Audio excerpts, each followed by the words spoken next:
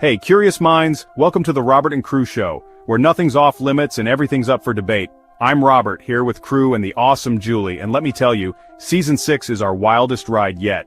You like conspiracies? We've got them. From secret societies with handshake deals in shadowy rooms, to wild theories about weather control and UFOs zipping across the skies, I promise there's no rabbit hole too deep for us to dive into. Ever wondered if your neighbor's a lizard person? Or if the lights in the sky are just weather balloons? Or something a little more out of this world?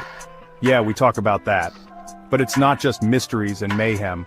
We're also obsessed with history's weirdest moments, global news stories that never make the front page, and even the pop culture that shaped us. Batman debates, Assassin's Creed lore, classic horror films that made us sleep with the lights on, all fair game. And the best part? Our show isn't just us talking. We bring in special guests, listener questions, and wild interviews that might just blow your mind. Whether you're tuning in on Facebook, Twitch, or right here on YouTube, you're in for a mix of shock, laughs, and those wait, seriously, moments.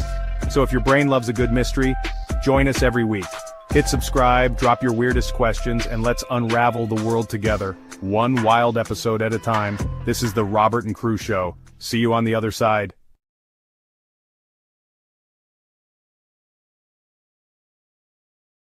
Welcome back to the Robert and Crew Show. As always, I'm your host, Robert. And I'm your co-host, Crew. And I'm your co-host, Julie. And tonight we're going to be talking about old artifacts. We're looking at objects like what, Julie? What kind of artifacts are we going to be talking about tonight? Well, there's old swords that could be as big as Goliath possibility, and there's the relic. Oh shoot, the relic stones. What you call them?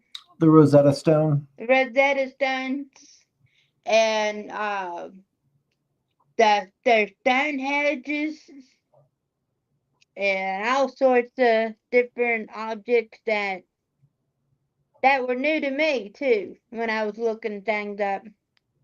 Well, we And did. even King Tut's, I think it's King Tut's, there's a funeral mask. Yeah. That's what it's called. And then there's also, I can't remember now what it's actually called, but it's Egyptian words on this tablet. And they said that's how we can understand Monolith. Yes. Well, speaking of which, we did something similar to this season 1 called Lost Artifacts. It was. Yeah, we did, didn't we? I forgot about that. Yeah. So this is basically part 2, but technically not because it's relics instead of artifacts. I do have a list of different relics of the past, but I might not have the ones you were suggesting, Julie. So, What about like a new relic? Have you guys heard of the Boogosphere? Yes, I've heard of that one before. The Boogosphere is literally an object that fell out of the sky. I can't remember exactly where, but it fell out of the sky. I want to say in Mexico somewhere. It fell out of the sky, and it's a sphere with alien writing on it and hieroglyphs of some kind that's on a metal sphere that feels cold to the touch, but if you pour water on it, it heats up and the water evaporates off the object in real time. The Boogosphere was found flying. It fell out of the sky. Literally nobody knows where it came from. And they're trying to have AI decode the message on the sphere because nobody that speaks our language can understand it, or like even any language of the world. Nobody understands it. So they're trying to have AI decipher it. Yeah. Also, this burial ground where they found this little pyramid surrounded by another little symbol. Yeah. And I thought that was pretty interesting that they found that little pyramid in there with it.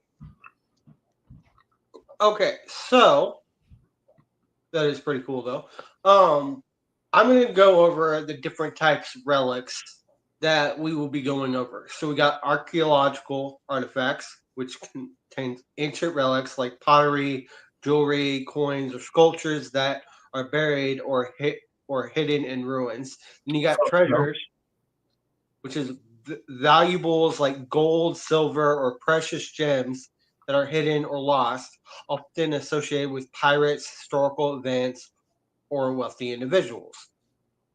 Then you got religious relics, objects associated with saints, deities, or important religious figures, often hidden or preserved for safekeeping. Then you get the historical documents, rare or valuable documents like letters, manuscripts, or scrolls that are hidden or lost. Then you got lost art, paintings, sculptures, or other creative works that are missing or hidden. Some famous examples of hidden relics include, which we did cover this one in season 1 on the Lost Artifacts episode, the Amber Room, a chamber made of amber, gold, and precious gems that was looted by the Nazis during World War II and Yeah, remained. that was the room that was filled with gold, right? With gold and gems. Yeah, And the and whole room amber. was like gold.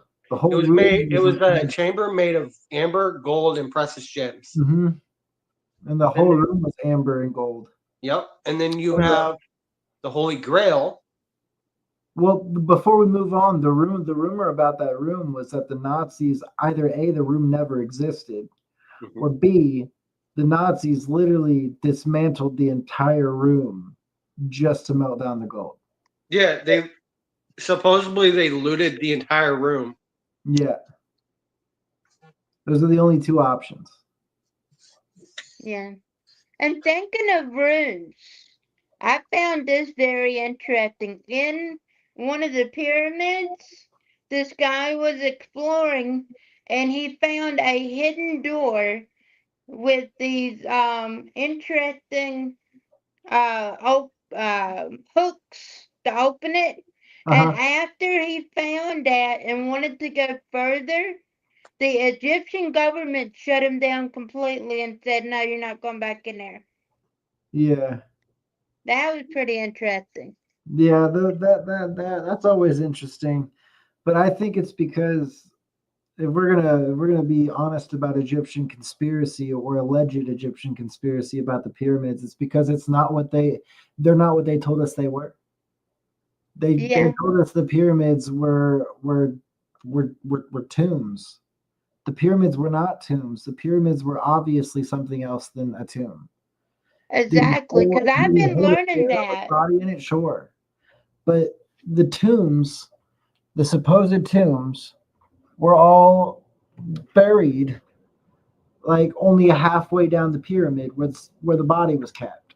So what's the rest of the pyramid for? Just look and decoration? I don't think so.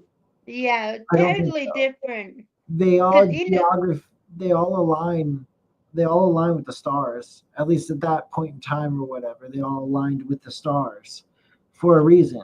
And they aligned with Orion's belt, right? Right. Like, yeah, okay, so since we're on the Egyptian topic, did you both know that nobody knows exactly where Cleopatra is? Yeah. yeah, I've heard that too. They say she could be either with her lover in Alexandria, she could be in the ruins of Rome, or the Romans uh, took her body and put her in an unmarked grave to humiliate her. Yeah, I found a video on that too, and that's So did pretty I. interesting. Yeah, I sent it to Rob. But here's some other notable ones, and I'm going to go into other relics. The last two on this list, real quick, for some famous examples. You got the Holy Grail, a cup said to have been used by Jesus in the Last Supper, which has been the subject of many legends and southwest.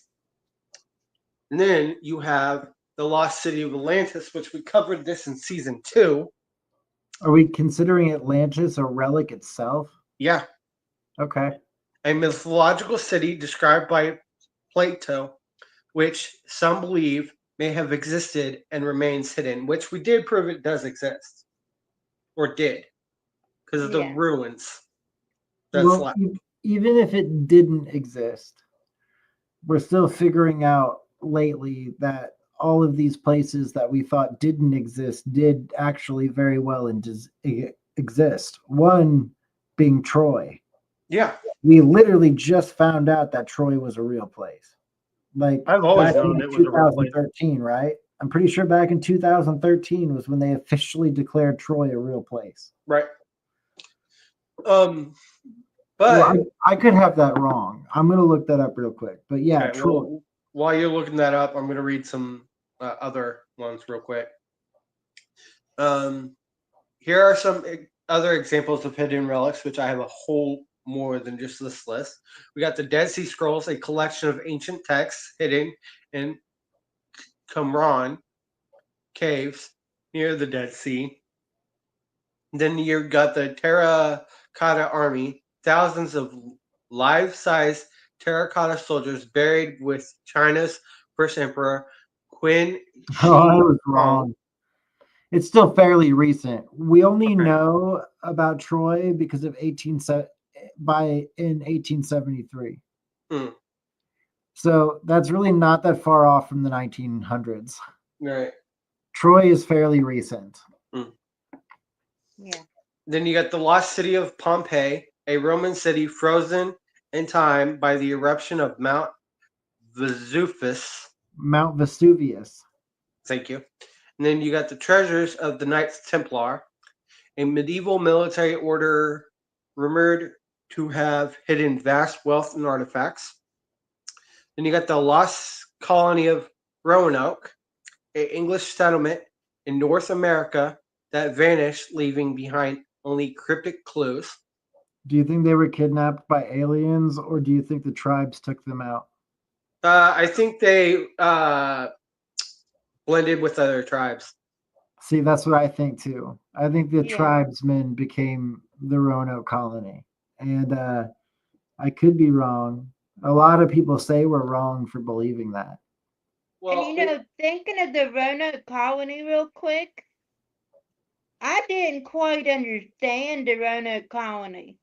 Because I always known about the Virginia Roanoke colony, but never this other one.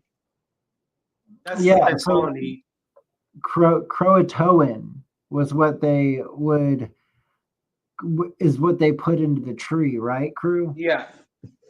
And there were other marks that were made known, but nobody really knew what happened to the Roanoke colony themselves. They just kind of disappeared. Here, let me ask Rock what they know about Roanoke colony.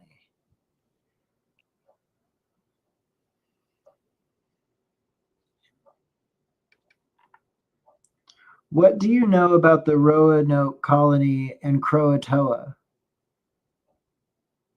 The Roanoke colony, often called the Lost Colony, was an English settlement established in 1585 on Roanoke Island, in what's now North Carolina.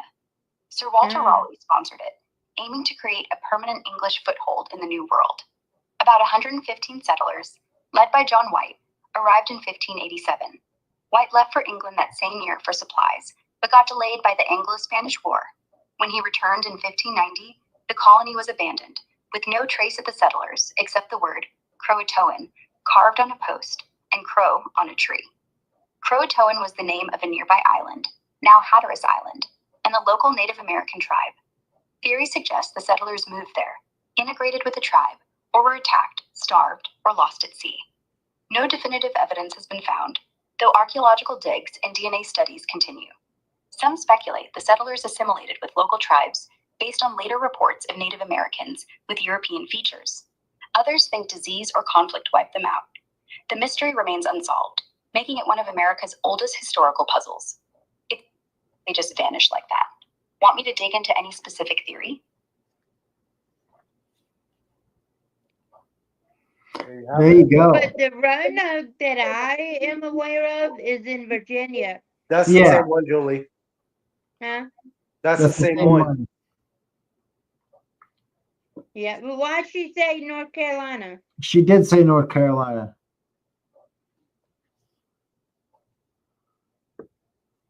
Because Was Roanoke the was Roanoke about an colony, hour. was the Roanoke colony in North Carolina or West Virginia? The Roanoke colony was in North Carolina, on Roanoke Island, near the Outer Banks, established in the late 1600s. West Virginia wasn't even a state back then, so no mix-up there. Hmm. Was there a Roanoke colony in Virginia or something called Roanoke in Virginia? Yeah, the Roanoke colony was technically in what's now North Carolina, but back in the 1580s, the area was part of the Virginia territory claimed by England. So you'll see it referred to as the Roanoke colony in Virginia in some historical contexts. There's also a city called Roanoke in modern Virginia, but that's unrelated, founded much later in the 1800s. No separate Roanoke colony. And There you go.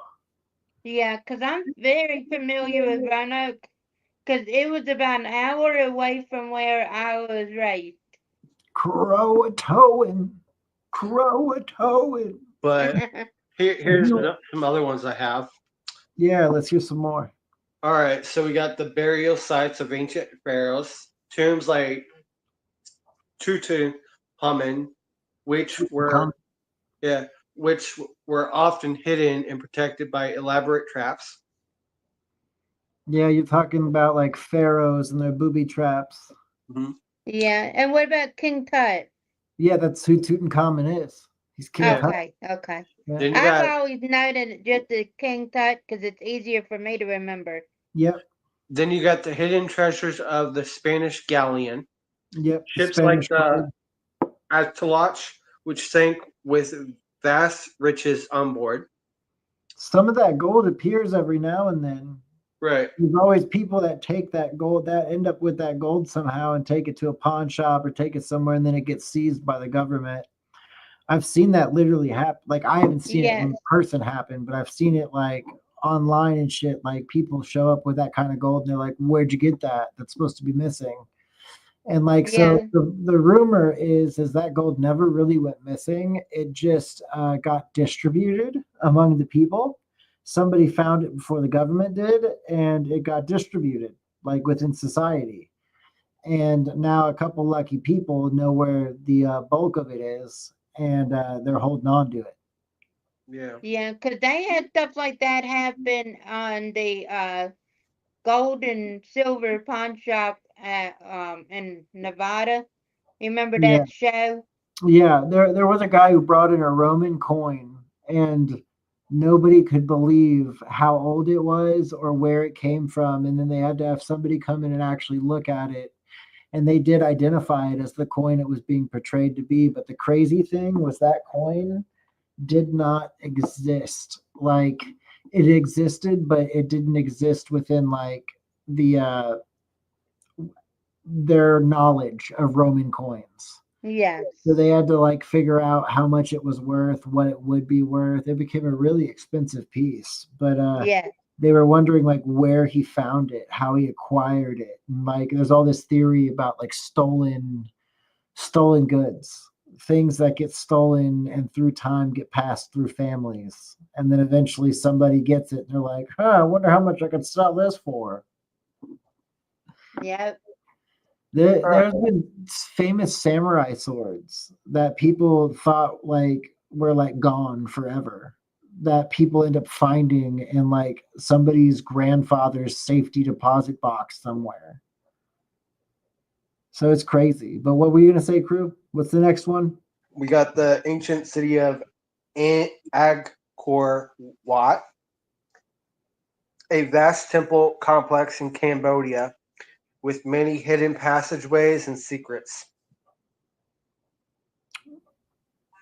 It's lost. I found a couple of things out of Mexico that were pretty neat looking. That city's lost, Crew? The ancient city of Angkor Wat. Agrabah or Agri. Angkor-Wat. It's 2 words. Okay. Angkor being one, and then Wat being its own. Okay. It's in Cambodia. Hmm.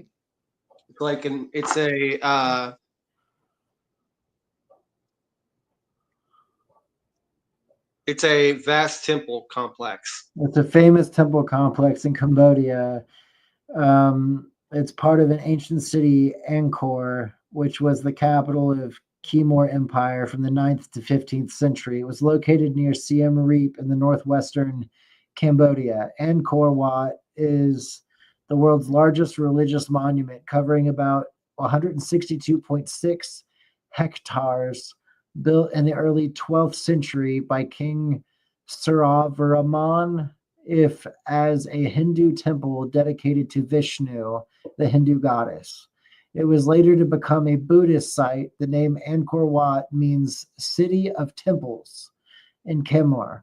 The broader Angkor area, including Angkor Wat, was a massive urban center, possibly the largest pre-industrial city in the world, with an estimated population of 750,000 to 1 million people. It featured an advanced water management system with canals, reservoirs, and moats. Today, it's a UNESCO World Heritage Site and a major tourist attraction, drawing over 2.5 million visitors annually. Siem Reap, about 5.5 kilometers south, is the modern gateway city for visitors. Mm-hmm. That's pretty cool. Yeah. All right. This next list I have, we got the Library of Alexandria. Ashurbanipal. Oh no, of Ashurbanipal? You were going to say Alexandria? Nope, It's I'm the saying library of Ashurbanipal. Ashurbanipal. Or Yeah. Ashurbanipal, or whatever you said. It's a vast collection of ancient texts hidden in the ruins of Nineveh. And Nineveh, okay. Then you got the Tarim mummies, ancient Caucasian mummies discovered in western China with unknown origins. Oh, Caucasian mummies in China. Yep. Wonder how they got there. Right. Then you got the lost city of Petra, an ancient Nabatean city carved into sandstone cliffs in Jordan. Julie literally just sent me a video earlier of a dude claiming that they were under the lost city of Petra and they found all this alien technology and alien statues and alien eggs and alien people. It's really cool, but it's AI as shit. Right. I wish it wasn't AI, but it was really cool. Right. It looks really cool, though, but it's got to be AI. It is AI. Here we go. Something pirate related. The treasure of the Pirate's Cove. Rumored hidden riches of pirates like Blackbeard and Callisto Jack. Give me that treasure. Where's the map? Where's the map? Yeah. Let's go, crew. Let's go. Let's go. Right. Let's get some fucking treasure. Right. I'm down. I'll do anything for some treasure. Me too. Then we got the Amber Room's replicas. Attempts to recreate the Lost Amber Room. A chamber made of amber, gold, and precious gems. I thought Putin had already remade it. I don't know. So is that not true? Did Putin not make the Amber Room? Yeah, I'm going to ask Rock real quick. Okay. Okay. Did Putin... Okay, come on, connect already.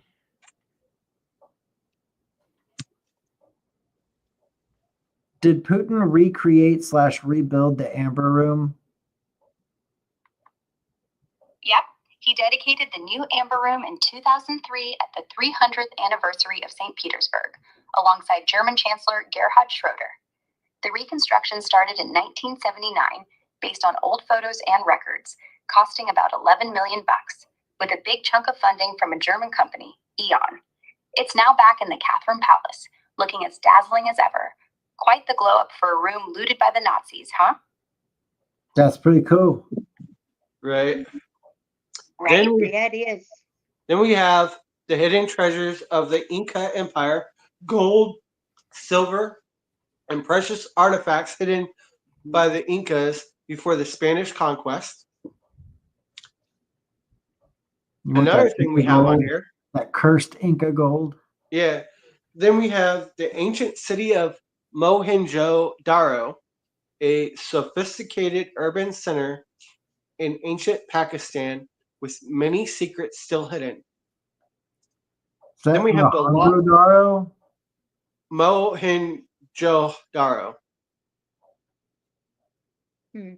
a sophisticated urban center in ancient Mohenjo-daro? Pakistan I don't know. Okay. with many secrets still hidden. Then we have last on this part of this list, because I have some more lists after this. We have the Lost Scrolls of Herculaneum, ancient texts buried by the eruption of Mount Is that Herculaneum? Vesuvius, with many still awaiting discovery. You talking about Herculaneum? Herculaneum. Yeah, it's Herculaneum. And yes, those are the scrolls, the text. Those, as far as I know, have not been found, and they're believed to not even exist. Okay. And then I was just thinking about this. A religious relic is the shroud. I think it's what it's called. I'm getting ready to talk about that, Julie. Thank you for Shroud of mentioning that. Jesus Christ, right? Yes. It's a piece of cloth believed by some to be the burial cloth of Jesus Christ.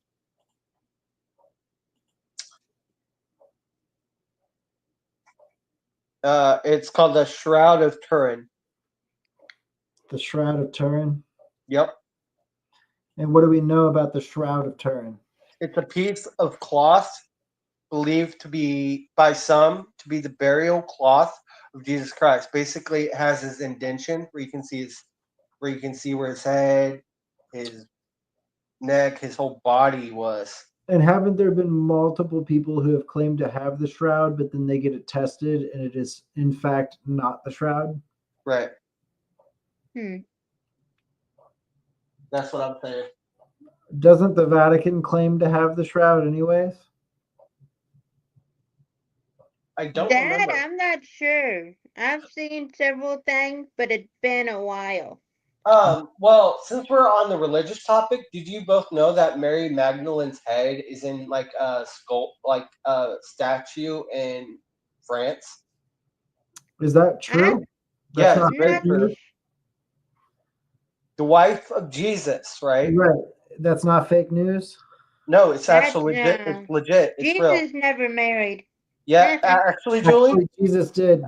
Yes, he did. marry. In the No, he book of didn't. Mary Magdalene, He did. in the book of Mary Magdalene, There it's a is no true. such book. yes, I've there never is. seen it. It's real. It's real.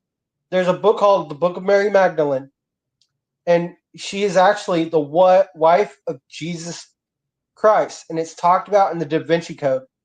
Well, that's not only how I know that. I know that because I was literally taught that Jesus did at one point have a wife. Jesus never had any children, to my knowledge, but he did have a wife. Now, I don't know that wife was Mary Magdalene. I never heard that. Well, Yeah. okay, But I did commenting. hear for sure, 100% authenticated. Hold on. Jesus Christ. I'll look it up real quick. I will look it up real quick. Elmster agrees with me.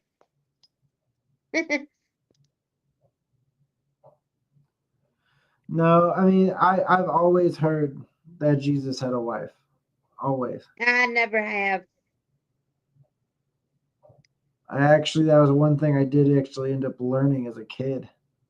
That I can state that's or was told by somebody of actual Okay, right here. This is what it says. The question of whether or not Mary Magdalene was Jesus' wife is a topic of debate among scholars and theologians. The Bible doesn't specifically state that Mary Magdalene was Jesus' wife, but some interpretations suggest a close relationship between them. Yeah, nothing's gonna. So basically, what it's gonna tell you is you're assuming that the wife is Mary Magdalene, which is what everybody's saying, is that it's an assumption being made. But does it claim that Jesus even had a wife?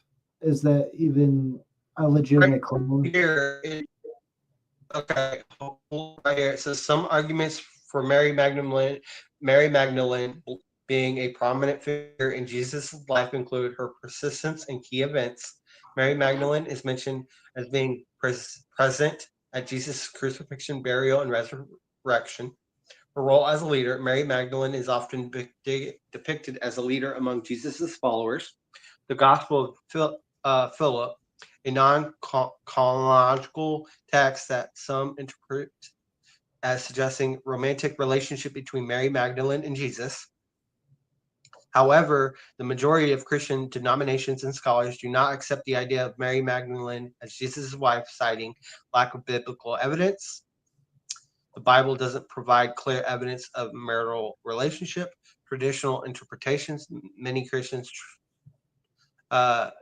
traditions view Mary Magdalene as a devoted follower and friend. It's because I just looked it up. I just looked it up. The only reason that anybody ever referred to Jesus being married or even it being Mary Magdalene was because in the Gospel of Philip, the Gnostic text refers to Mary Magdalene as the companion of Jesus, where people took that as Jesus was married to Mary Magdalene. That was literally where everybody got it from. And what it says is, no, they never were actually married. Jesus had only kissed Mary Magdalene, but even that wasn't provable. Basically, the text is fragmented and the interpretations vary extremely wildly. Most scholars caution against even taking this as evidence of marriage, given the text's late date and symbolic language.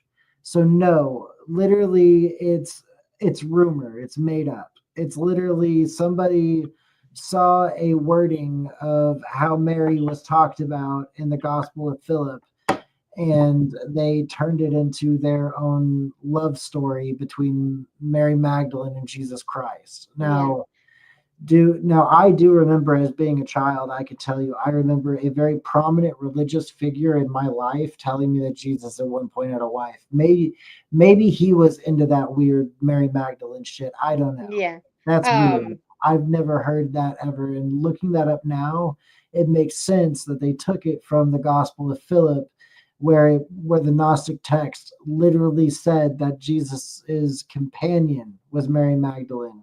But that was the only reference ever made to Jesus' wedding or being together with Mary Magdalene. Yeah. Elmsted says that take the Gnostic. Thank you. With a grain of salt, banned from the church.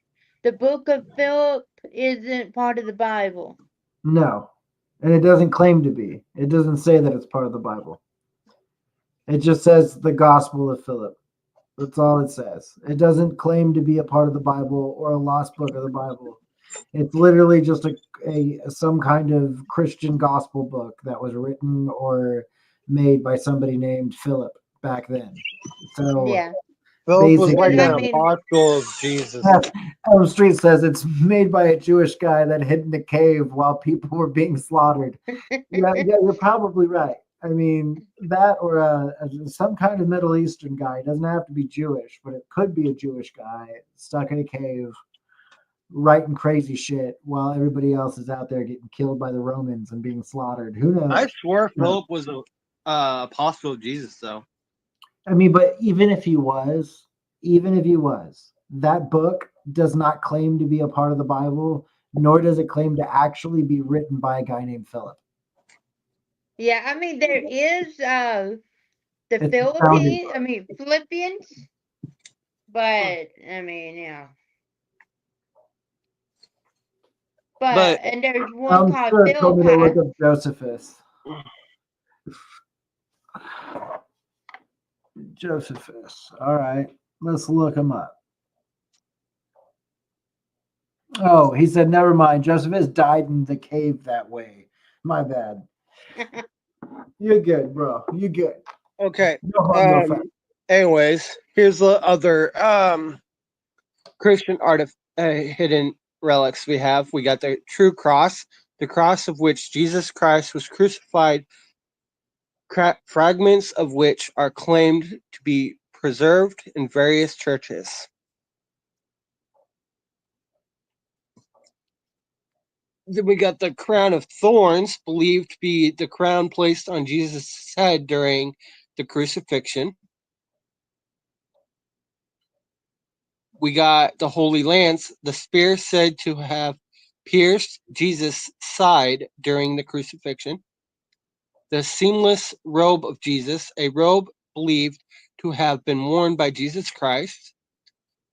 We got the Veronica's veil, a cloth said to have been used to wipe Jesus' face during the Passion. Some hidden Christian relics include lost Gospels or texts like the Gospel of Thomas or the Gospel of Mary, which are not part of the canonical Bible. So if I'm thinking of the Gospel of Mary, I'm thinking of the Virgin Mary. Right. So this is what Elm Street wanted me to look up, the Josephus story in the cave. It's actually kind of crazy. The story tied to the Josephus problem originates from Josephus' account in his work, The Jewish War, Book 3, Chapter 8. During the siege of Yodfat in 67 CE, Josephus, a Jewish commander, and a group of Jewish rebels hid in a cave to escape Roman forces after the city fell. Facing capture, a group of 41 men, including Josephus, decided to commit suicide rather than surrender. They agreed to form a circle and kill every person, often cited as every third person, until no one remained, avoiding the sin of direct suicide under Jewish law. Josephus, described as cunning or guided by divine providence, calculated where to stand in the circle to be among the last two survivors. When only he and another man remained, he persuaded his companion to surrender to the Romans instead of dying. Thus, Josephus survived, later becoming a Roman citizen and historian under the name Flavius Josephus. The cave in the story is the setting where the rebels hid, and it's often emphasized in retellings of the Josephus problem to dramatize life or death stakes. The problem itself is classic in mathematics and computer science. Given people in a circle where every third person is eliminated, where should one stand to be the last survivor? That's the question for today. Okay. It looks Right. like we got a bot Then we- in there. No, it's Yeah, we do. random people and a bot. There's a lot of stuff It's going on. We have taking over the chat. Yeah. we have here hidden artifacts from the Crusades, relics or documents from the Crusades that have been hidden, lost, or hidden, basically.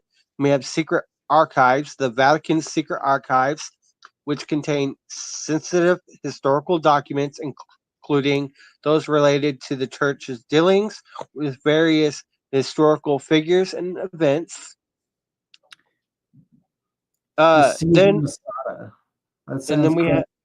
then we have here the more Christian hidden relics: the Ark of the Covenant, a chest believed to have held the Ten Commandments mentioned in the Bible, the tablets of the Ten Commandments, the original tablets said to have been given to Moses. Then you have the Spear of Longinus, another name for the Holy Lance said to have pierced Jesus' side. Then we have the nails of the cross, nails believed to have been used in the crucifixion. The titulus crucis, a piece of wood said to be the sign placed on Jesus' cross. the pseudorum of Oviedo, a cloth believed to have covered Jesus' head after death. Some hidden Christian relics might be associated with saints, martyrs, or important events such as the remains of Saint Peter, believed to be buried beneath Saint Peter's Basilica in Rome. And you have the relics of Saint Catherine of Siena, preserved in various locations. The the cloak of Saint Joseph, a relic associated with Saint Joseph, the husband of Mary. And then that's the last of my list.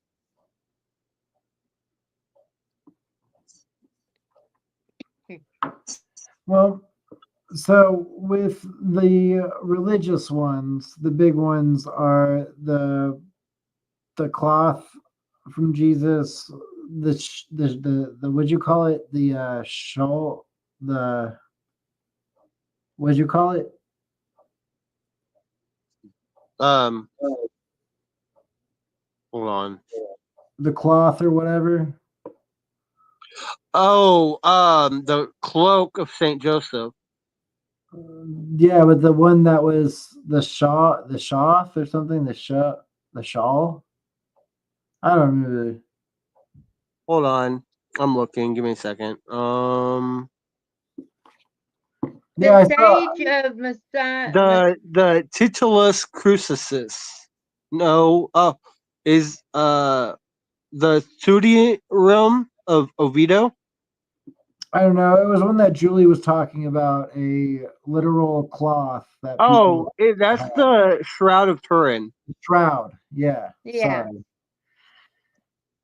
Yeah. No, I looked up the siege of Masada, and this is what it says. It says Masada was a hilltop fortress built by King Herod in 37-4 BCE in the Judean desert, overlooking the Dead Sea. During the First Jewish-Roman War, 66-73 CE, it became a refuge for a group of Jewish rebels called the Caesaril, led by Elzar bin Yair after the fall of Jerusalem in 70 CE.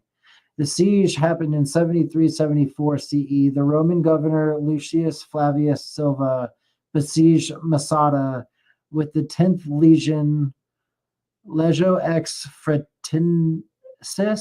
Fredensis, roughly 8,000 troops. The Romans built a massive siege ramp to breach the fortress, which was defeated by fewer than 1,000 Jews, including women and children. The outcome, according to Josephus, when defeat became imminent, the Caesarial chose mass suicide over capture. 2 women and 5 children who hid in a cistern or possibly a cave-like structure survived to tell the tale. The Romans found 960 bodies when they entered in April 74 CE. Josephus was not present at Masada based on his narrative on the survivors' testimony and Roman records. Yeah. But yeah, so Almstus said his family's from Rome and that the shroud is fake. okay. A massive ramp that exists to this day, I believe. That's pretty crazy. That's a really big Yeah. feat to build that big of a ramp. And so the shroud's fake. Okay. So then that leaves us with what? The Grail. They forced the Jews to build the ramp. I believe it. So what Yeah. they did what we've got the Grail, we've got the cloak that you were talking about. Is that religious? Okay, so the cloak. Let's see. Give me a second. The cloak of Saint Joseph is a relic associated with Saint Joseph, the husband of Mary. Okay. So was that a real thing or is that just gone? It's a fake. Is it fake or is it a real relic? The cloak of Saint Joseph, as in the Virgin Mary's husband. Yeah. Yeah. So then It Jesus would be a is relic. okay.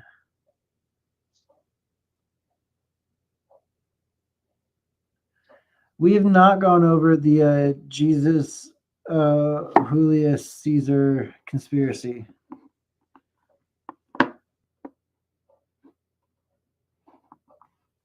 Both killed by somebody named Longinus with a spear.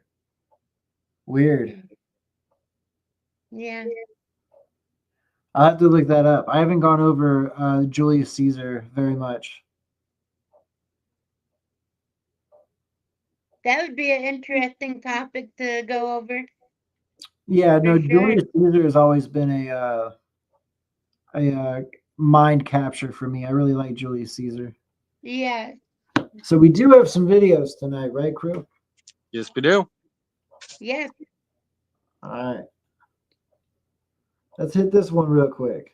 We know the video.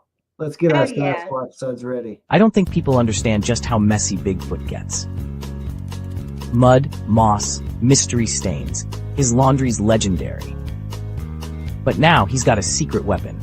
Watch as Bigfoot wrestles a puny detergent. Oops, there goes the cap. Enter Sasquatch Suds. With Yeti strength cleaning power and pine-scented freshness, even his fluffiest fur sparkles.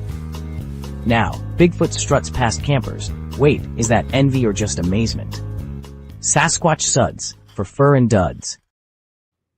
They get the job done, trust me. Ask Crew, he knows. He's got his Sasquatch suds. You got yours, right, Julie? Oh, yeah. Good. We got a snapshot of the Unaticha world in 1600 BC with the discovery of the incredible Nebra sky disk in Germany. This amazing artifact represents the earliest known astronomical representation of the sky from anywhere in the world. It's been dated to about 1800 to 1600 BC and was modified during its lifetime before being buried between 1600 and 1560 BC along with 2 swords, axes, spiral arm rings and a chisel. It was probably commissioned by the local High King at Dieskau, and as it marks the solstices and other phenomena, was used for some kind of portable astronomical religious functions. That's interesting. So it's the first actual image of the sky, basically, that was like built that way. That's Yeah. pretty cool. Yeah. That's pretty interesting. I thought so. The Knights Templar were more than just soldiers. They were guardians of sacred relics. Legend says they guarded some of Christianity's most valuable treasures, including the Holy Grail and the Ark of the Covenant. While the truth is debated, the Templars became linked to many ancient mysteries and secret knowledge. They held secret rituals, fueling rumors that they possessed hidden wisdom passed down through generations. After the Templars were disbanded in 1307, the fate of their treasure and secrets became one of history's great mysteries. To this day, treasure hunters search for the lost relics, hoping to uncover what the Templars left behind. Follow for more mysterious stories from history.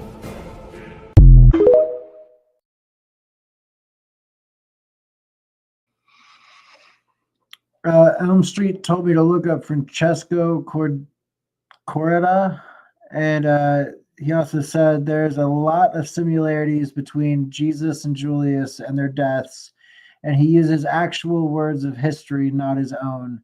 So Julius Caesar was killed by Brutus, but during the funeral, he had an effigy made of him when Longinus stabbed it. Weird. I will definitely look it up. That's going to be a topic for another episode, though. For sure. That's super interesting, Elmsta. It is very. One of the greatest mysteries is what happened to Moses' staff after his time. Some believe it was passed down through the Davidic line, with King David using it as a scepter, but then it vanishes from history. Relic hunter Graham Phillips has spent decades searching for answers. He claims that a wooden rod in Birmingham Museum, thought to be found in Moses' tomb, holds the key. Moses is said to have been buried in Petra, beneath a site known as the Snake Monument, dating back to his era. In the mid-19th century, archaeologists excavated a cave there and discovered a staff, no body, but a remarkable artifact.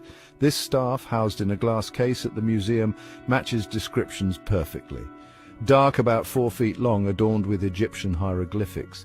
Intriguingly, the hieroglyphics indicate it belonged to a royal member of the Egyptian court named Tuthmosis, a name startlingly similar to Moses. Could this be the very staff of Moses? If it isn't, what are the odds? The mystery deepens. Okay, I want to tell you something. Biblically speaking, what I know about Moses, he was not buried. God put him in a place where nobody else would know where his body was. Right. And his staff was put in that Ark of the Covenant. Right. So that, I mean, people can debate on that, but that's what I know biblically speaking. Right. Elmsta said that he thought the staff was destroyed, and he thought that Moses destroyed it himself in the Bible. He used it to make water, where he struck the rock twice, Right. and God told him to only strike the rock once to Gotcha. bring water.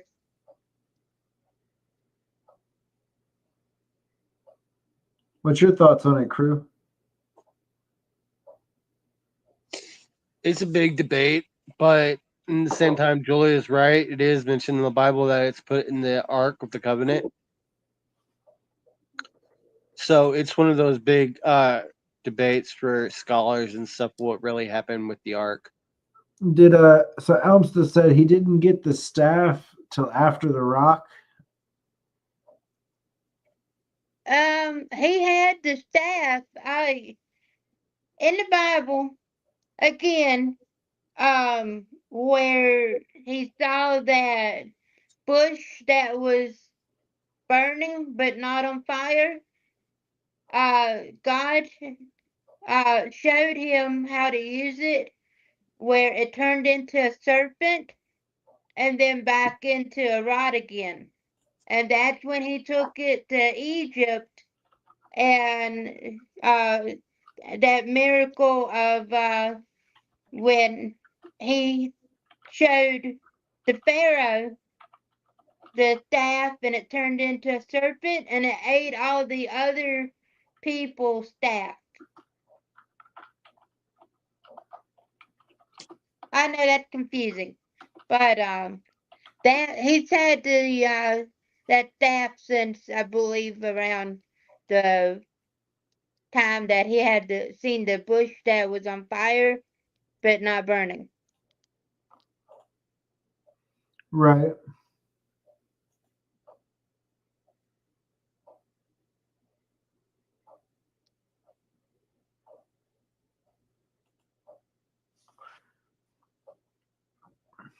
Elf just says I'm right. Elmsta's always right.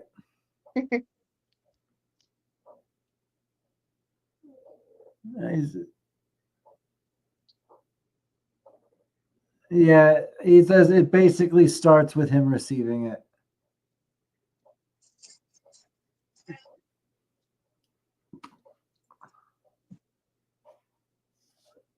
There's a famous painting by Leonardo da Vinci. It's a painting depicting Jesus. He's holding like a glass ball, right?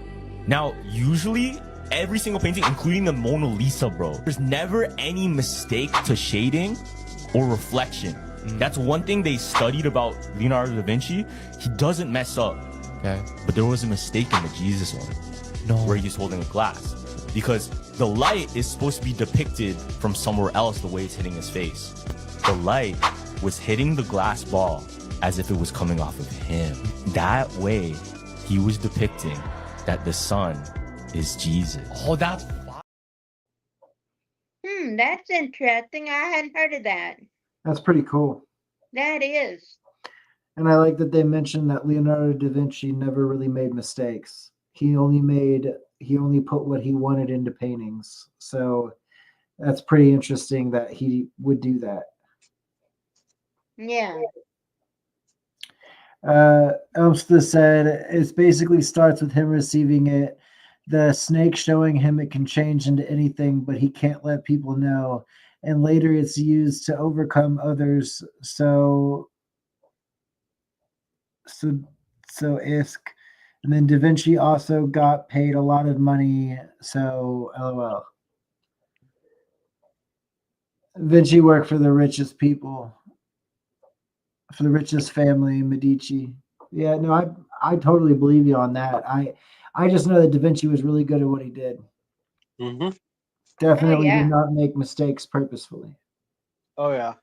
Or I mean, he didn't make if a mistake happened, he was really good at hiding said mistake and it didn't look like a mistake to normal people. Right.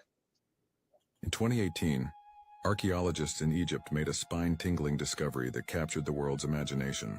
Deep beneath the streets of Alexandria, they unearthed a massive black granite sarcophagus, the largest ever found in the ancient city. Standing at nearly 9 feet long and weighing over 30 tons, this mysterious tomb had remained sealed for over 2,000 years. The internet went wild with theories. Some claimed it could contain the remains of Alexander the Great himself. Others warned that opening it might unleash an ancient curse. As the anticipation built, experts carefully prepared to lift its massive lid. But what they found inside was far from what anyone expected. 3 skeletons, floating in a reddish sewage liquid that had seeped in over the millennia.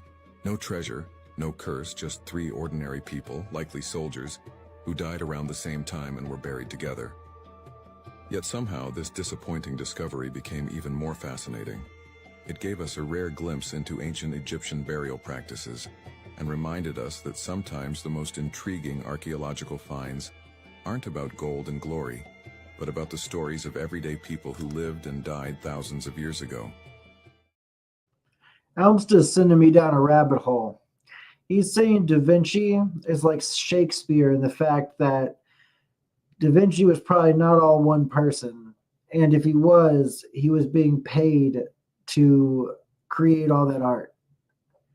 He told me to look up the art. It's all different, almost like he was being paid to make all of these. Like the the Venusian man or whatever isn't even that crazy. So that's interesting, and that's like makes me spiral. Right. Then we got Yeah. a bot comment.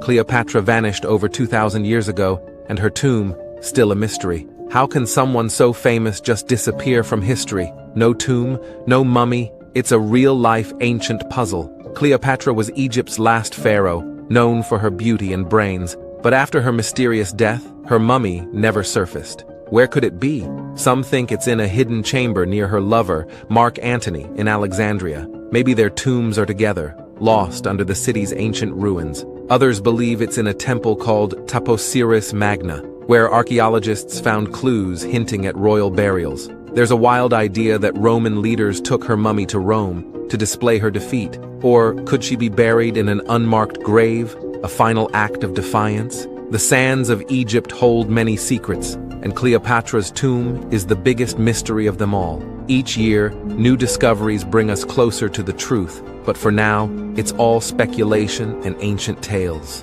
Where do you think Cleopatra's mummy is hiding? Share this mystery with a friend and see what they think.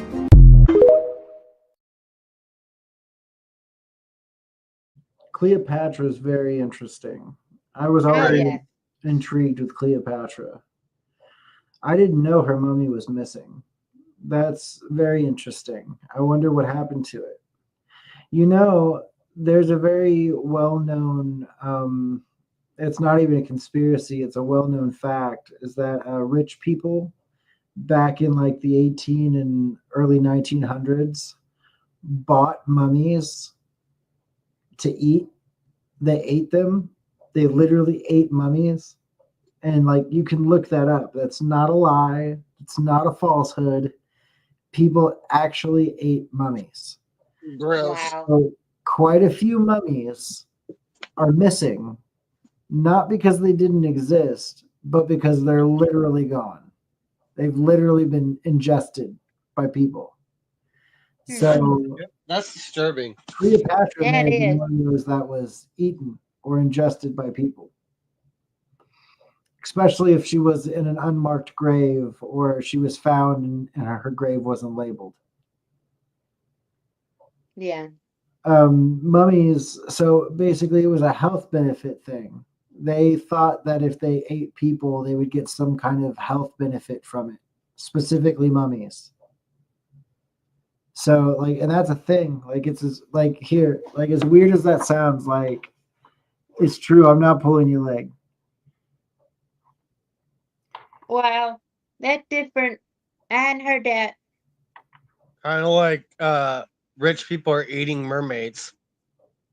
Yeah, but this is real. Yeah. Hey, Grok, didn't people eat mummies in the early 1800s and early 1900s? That's a wild one. Yeah, back in the 1800s, some folks in Europe and elsewhere got into this bizarre trend of consuming ground up mummies called mumia, thinking it had medicinal powers. They believed it could cure everything from headaches to epilepsy, thanks to ancient Egyptian preservation techniques, making mummies seem like magical health supplements. By the early 1900s, though, this fad mostly died out as science caught up and people realized it was, well, kind of gross and not exactly effective. Can you imagine popping a mummy pill today?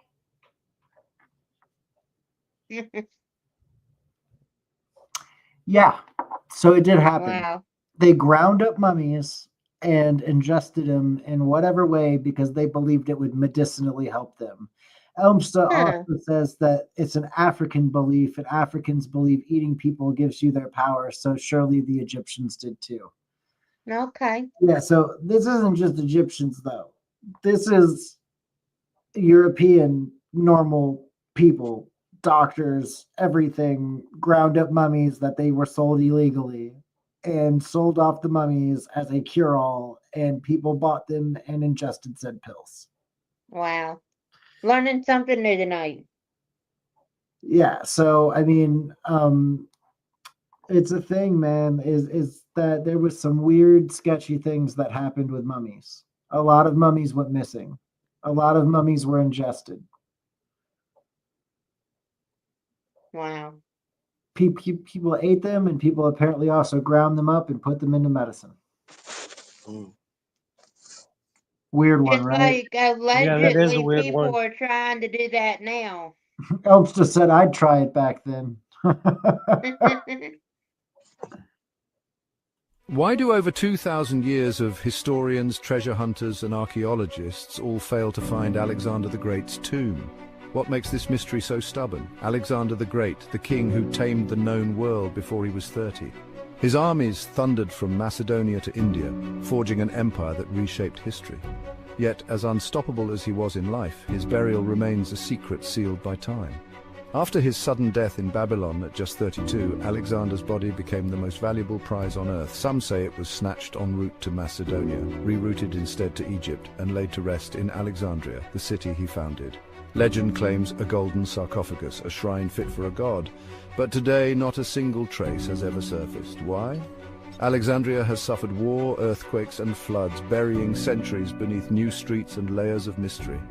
Much of ancient Alexandria now lies underwater, swallowed by the sea. And the areas where experts believe the tomb could be?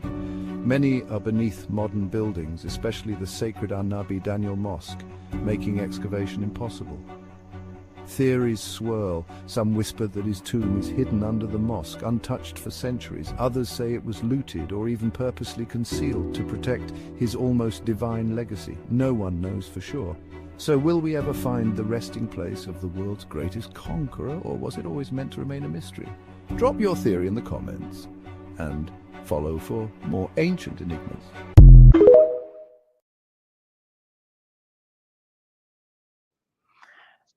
So Elmstead said that he didn't tame shit. He went east like a wuss. And then Elmstead said, like people today don't even realize Mace is still a place today. He said Macedon, Maston, Macedon.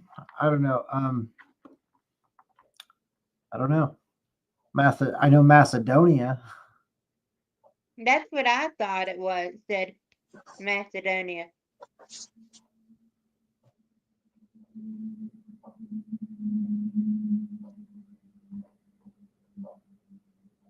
It's part of Greece where Alexander is from, he says. Okay.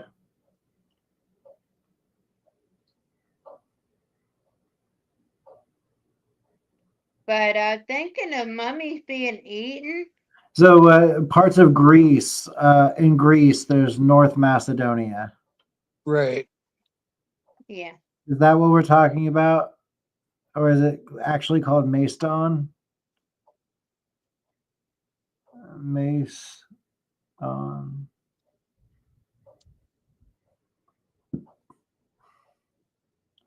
Macedonian. It's Macedonia. Yeah. It is. So Macedon is Macedonia, the ancient kingdom in northern Greece. So yes, it's the same thing. Okay. And Alexander the Great, Philip's son, expanded the empire to include Persia, Egypt, Mesopotamia, and parts of India, creating one of the largest empires in history. The Macedonians spoke Greek dialect and worshipped Greek gods. They participated in Hellenic events like the Olympics, though their neighbors initially viewed them as semi-barbarian. After Alexander's death, the empire fragmented, but its conquest spread into Greek culture and language and the Hellenization across the eastern Mediterranean and Asia.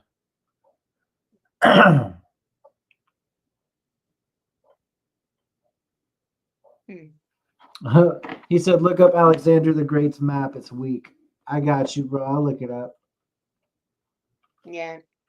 But I was gonna say, thinking of people being eating mummies, it's kind of come back twofold because people are experimenting with humans nowadays in foods and other things, allegedly.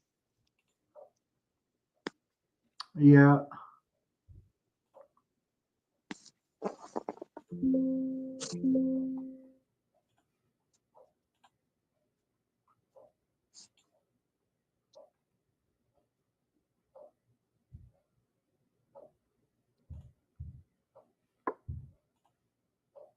It's not going to let me save a photo of it. Oh, there we go. Okay. I got one. I finally got one.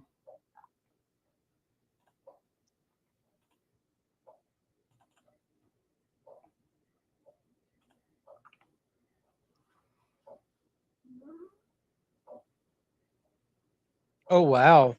That's all he did.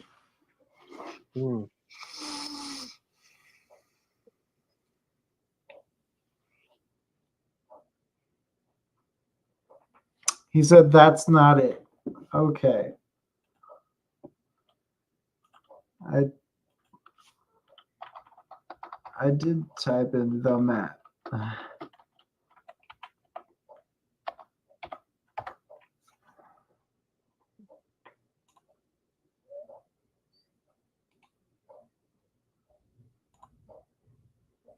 The problem is, won't let me save the one image.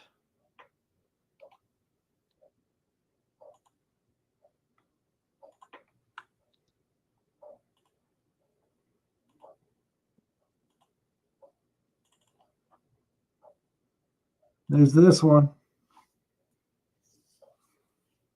That looks more accurate. So that would be Alexander the Great's empire. Right.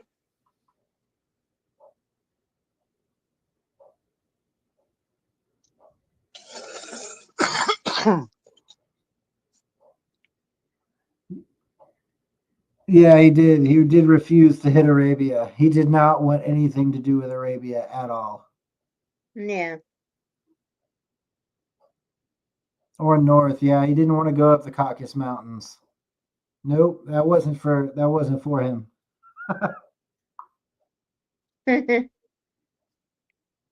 Why do over two...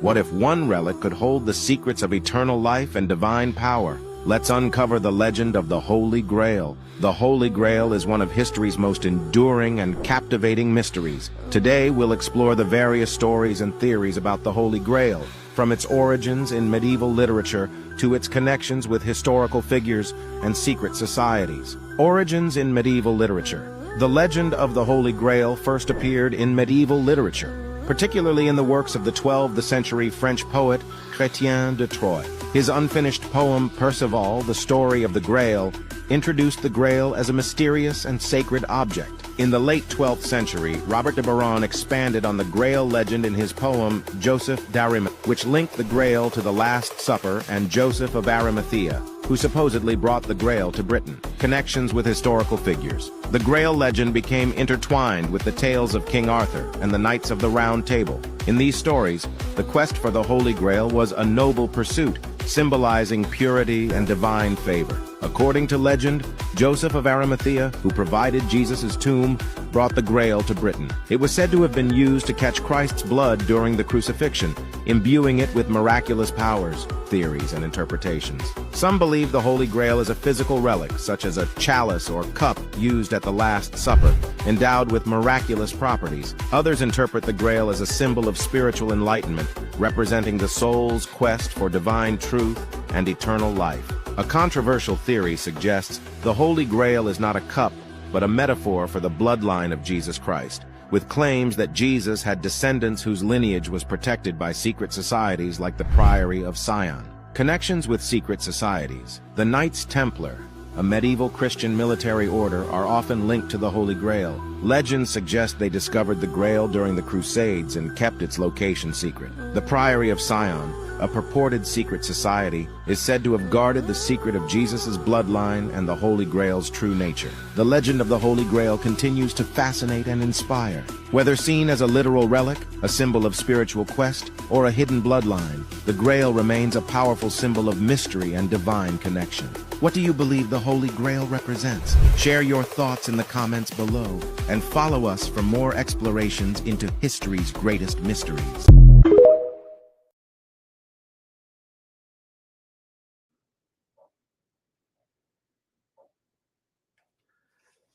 So what do you think the Holy Grail represents more than anything?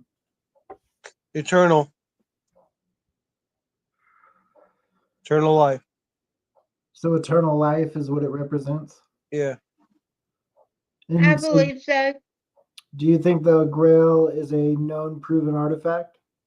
It's all legend, but a lot of people think it's the cup that Jesus and his disciples drank out of during the Last Supper. Yeah, at the Last Supper, right?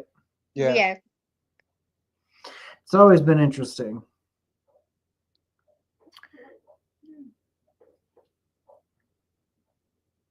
Elmstead said Scythians are the most mysterious people in Europe, also the first tattooed people. They found a female warrior with tattoos. The Caucasus region wasn't conquered until the Soviet era, I think, and I believe the Grail is an idea that's meant to find people of greed.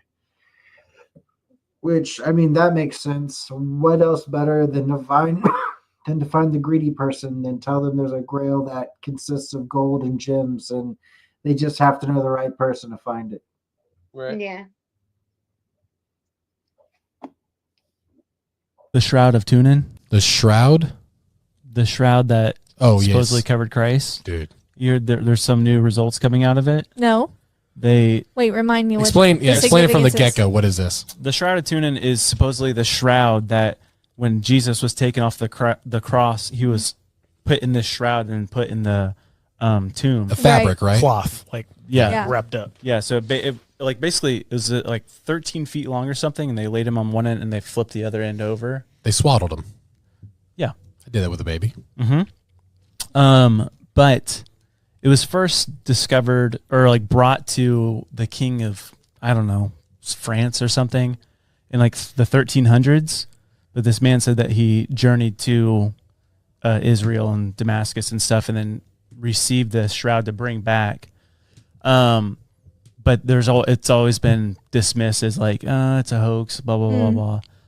But the evidence that they've collected recently, and it was a man that was actually atheist that I think he set out to do a documentary, and I could be so wrong in all this stuff. I don't even have any notes on this. It's just what I've read.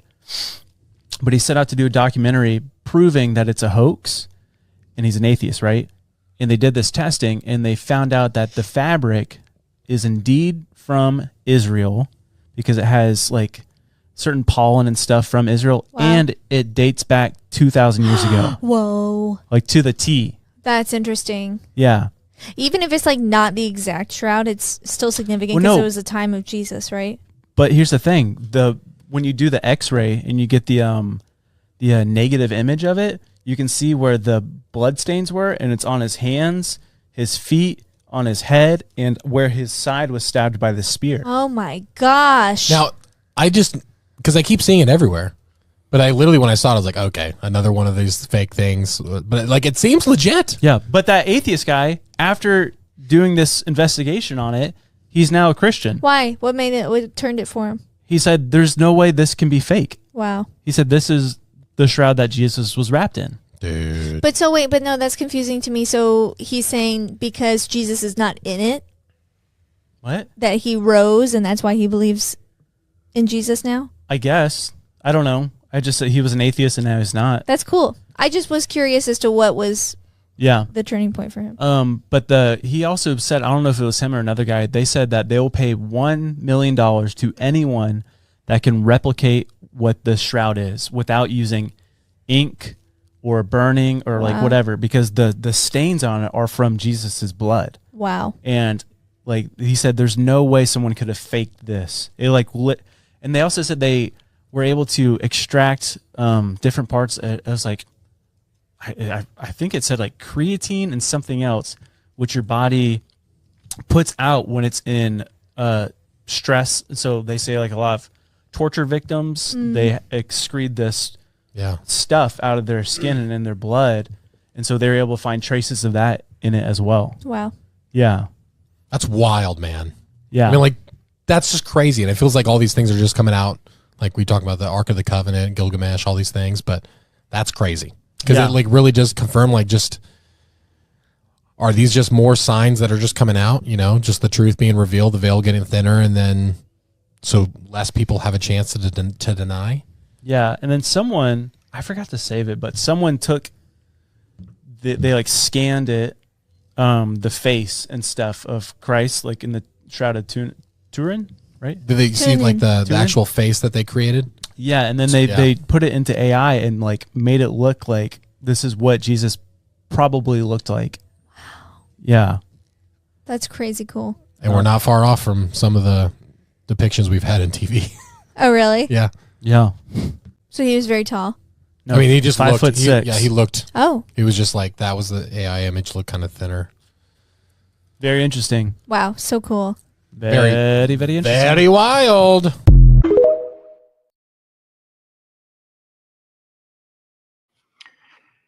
All right, so they're saying that the shroud is a real thing, Elmsta.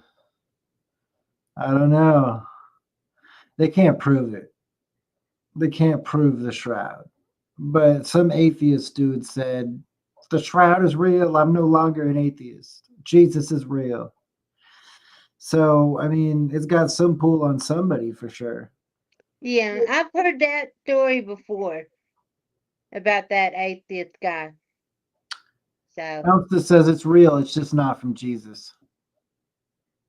I can believe that. I can believe that there's a cloth that's 2,000 years ago that's not from Jesus, that somebody's trying to bring off or portray as from Jesus. yeah, because you just never know. Who knows The what thing is, happened? though, if there is blood or remnants of blood, how would they know it lined up perfectly with the body? Unless they had the body.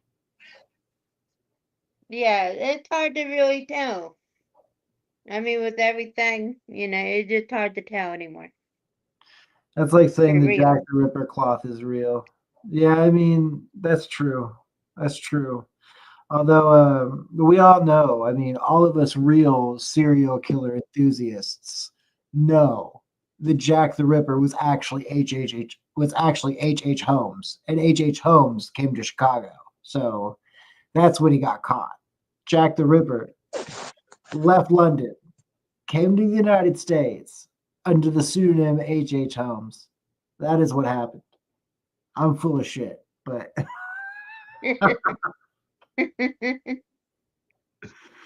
no, I know I'm full of shit. I have a conspiracy.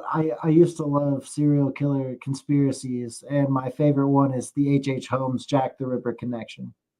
Yeah, I've heard that before too. It's pretty interesting comparison. Yeah. It's one of my favorites. Mine too. The relic of the true cross. A piece of history so sacred it's believed to hold the very wood that crucified Christ. But where is it now? For centuries, kings, popes, and warriors have searched, each claiming to hold the true fragment, but none have proven its authenticity. Some say it's hidden deep within the Vatican vaults. Others believe it was lost during the Crusades or stolen by secretive orders. But the real question is, has anyone found it? The truth may be closer than we think. Subscribe for more historical mysteries. When you say the fake rooms, do you mean the back rooms, or do you mean like actual like fake places? No one had one room with a fake door that wasn't fake. He had one room with a false door that wasn't fake. No one was falling through floors, etc. Okay. So you're saying the murder castle didn't have all of the fake rooms and fake doors and fake stuff that they claimed it had. Is that what you're saying, Elsa? That he didn't actually have trapdoors and false doors and stuff? He said it didn't. It was a recreation by the police of fake stuff. Okay. I've never heard that. That's interesting. The guy who posted the images made many fake stuffs like it.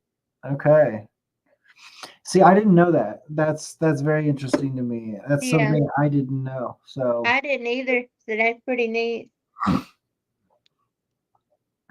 I know Holmes was just a weirdo, right? And he did most of his killing during the World's Fair in Chicago. Yeah. We did an episode on serial killers a while back. Yep, we sure did.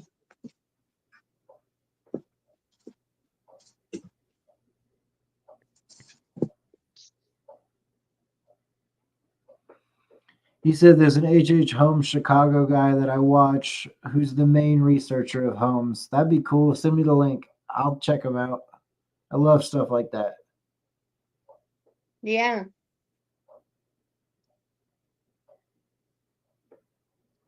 H.H. Holmes did it for money. That's not a serial killer guy we all know, like Jack. Yeah, Jack just killed prostitutes for fun. And he probably had some kind of hatred for his mother or his sister, some woman that was close to him. What was Da Vinci hiding in this painting? In 2003, Dan Brown released a fictional novel called The Da Vinci Code, where it talked about hidden messages within the Last Supper painting. But that was just fiction, or was it? Well, you see, 4 years after the book was released, a man named Slavisa Pesci was carefully examining the painting when he decided to overlay a mirror image on top of the existing artwork, and it was as if the painting had transformed into a different picture. Figures resembling the Knights of Templar appeared together with a newborn baby, but what was most interesting was that there was now a chalice in front of Jesus. Some people speculate that Da Vinci could be alluding to the fact that the reason the Holy Grail has never been found was because it was not a cup, but the baby who was believed to be the descendant of Jesus Christ. And even though you can watch the full video by clicking on the link in the description below, many people still ask the question.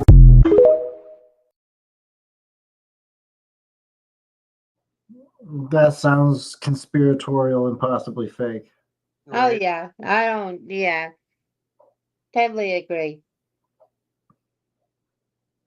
If it weren't for the Rosetta Stone, we could not read the ancient Egyptian hieroglyphs. It so happened when the Greeks were running Egypt, the Ptolemaic dynasty, that they wrote down a stela in 3 languages, in ancient Egyptian hieroglyphs, in the more recent form of ancient Egyptian called hieratic, and in Greek. And that gave them the key. From that, our whole knowledge of ancient Egyptian hieroglyphs has arisen. Isn't it amazing? One stone. One stone. Gave us access to that wisdom and that ancient world. If it wasn't for the discovery of the Rosetta Stone, how much would still be confusing? Egypt would be dark to us. It'd all be guesswork. One stone. One stone. The Indus Valley script, which is incredibly important. It's 5,000 years old, completely undeciphered. Very advanced civilization 5,000 years ago. And they had a script that we can't read.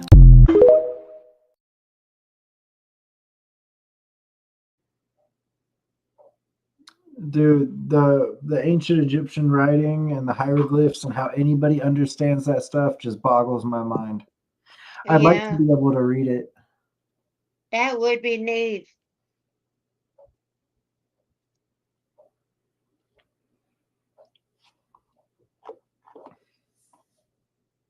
Scientists have unearthed an ancient gate to the underworld in Oaxaca, Mexico. It has long been believed that the ancient Zapotec civilization built an underground complex labyrinth of tunnels and passageways. And it was believed that this labyrinth led to the Zapotec land of the dead or underworld. In search of truth about this legend, a group of ambitious Mexican archaeologists launched a search in Mitla in 2022. They rely on non-invasive tools such as ground-penetrating radar to find what lies beneath Mitla. And their search confirmed the existence of this complex system of tunnels and passageways. Documents preserved since Spanish colonial times confirm this to be the underground temple of the dead of the Zapotec people, where they would commune to worship ancestral figures and spirits. And the structures are impressively decorated with detailed mosaic made from polished stone. And evidence shows that the site was inhabited by 3000 BC or perhaps earlier. This finding also confirmed the theory that Spaniards were threatened by the Zapotecs communing to worship their spirits in these tunnels and blocked off the entrance to the tunnels with a church, which still stands. The archaeology group said that they still need more time to confirm the true extent of these tunnels. In September, they will launch a new round of their geographical scans, and they remain confident that this underground structure is much larger and complex than they had estimated.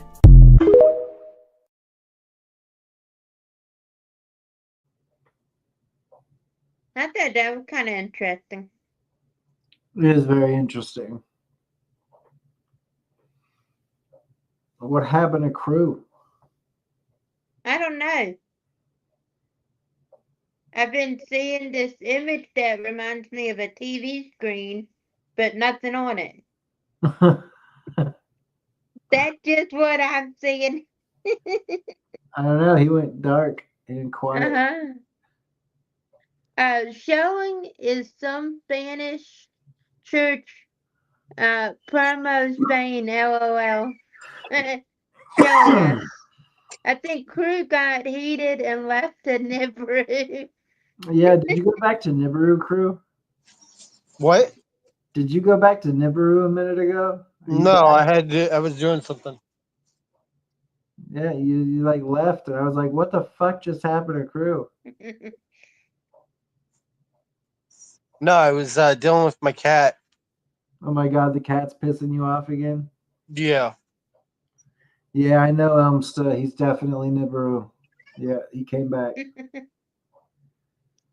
This is the story of the Rosetta Stone, a stone that changed the understanding of the entire ancient world. The Rosetta Stone is known across the world as the original key to deciphering Egyptian hieroglyphics. But how did we get to this point? The stone was estimated to be carved around 196 BC and originally displayed within a temple. Carved within the stone is a decree that is inscribed 3 times. Once in hieroglyphics, once in Demotic, a cursive Egyptian script, and the third in ancient Greek, which was the key to deciphering hieroglyphics. The stone was found during the time of Napoleon's campaigns, and in 1799, while preparing the defenses of a nearby fort, a French officer discovered the stone near the town of Rashid in the Nile Delta in Egypt. Eventually, after Napoleon's defeat, the stone became the property of the British under the terms of the Treaty of Alexandria, and it was transported to the British Museum, where you can still see the stone today.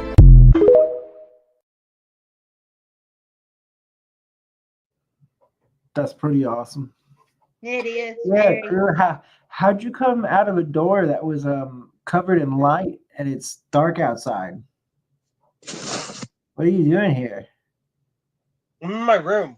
Oh, huh. Yeah, convenient. Look, I'm just asking the questions that Elbster wanted me to ask. He said he just came out of a lighted up door and it's nighttime. Proves that you're from Nibru. Where'd that door come from? That's my bedroom door. That door wasn't there. Okay, it makes a squeaking sound. You made that appear. We all know out of this. nowhere. Nope, you're on a spaceship. We all know. Here, look. I'll show you. Look.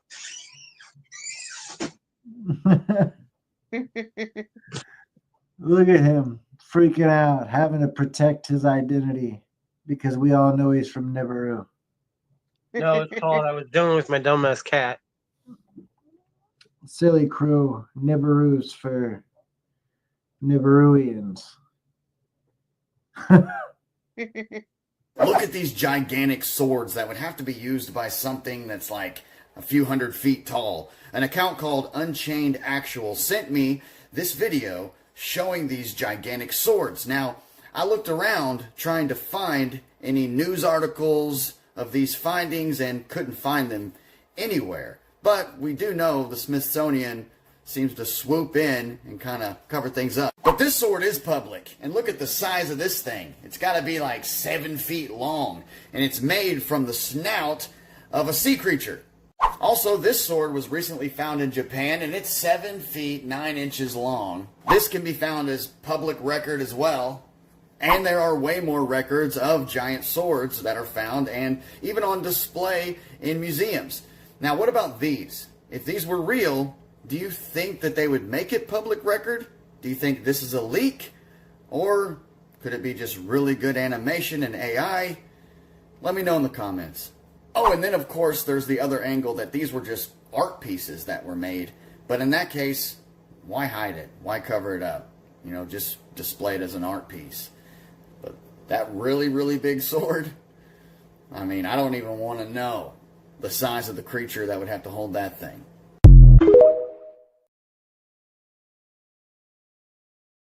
So, if you're like me and you have a sense of imagination, a part of you just screams giants. It's gotta be giants. Giants had the swords. Giants did the killing with the swords. That's where the swords come from. It's the giants. But then if you're if you're down to earth and normal me, it's some of that is probably AI. And the other part of it, the part that's not AI, is either A, an art piece, or B, it's a very, very old art piece that archaeologists found. And the reason it would be hidden would be either A, because it's a piece still being worked on and that's been found, or B, it's not public knowledge and it's a leak. But most likely, it's AI. Right. It sounds like AI to me. But I will tell you that giant swords do exist. Yeah. They're called great swords. Great swords have always existed. We have found great swords that go all the way back to like ancient Japan and Rome.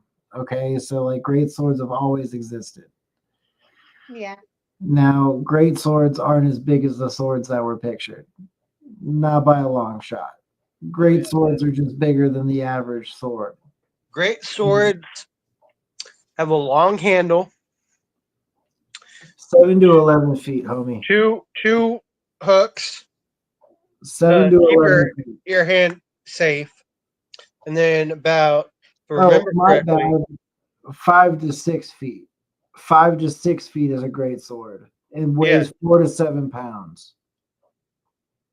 Yes. Elvis says there was dinosaurs, Chris. I don't know why I put Chris. IMAO.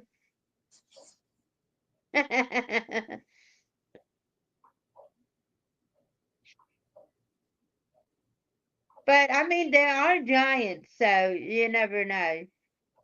I think if gigantic swords were found, and we're talking swords that humans couldn't lift, but abnormally large humans could lift with ease, it just screams the narrative that at one point in time there were giants. Yeah. It does. And people don't like that because they don't want to acknowledge it.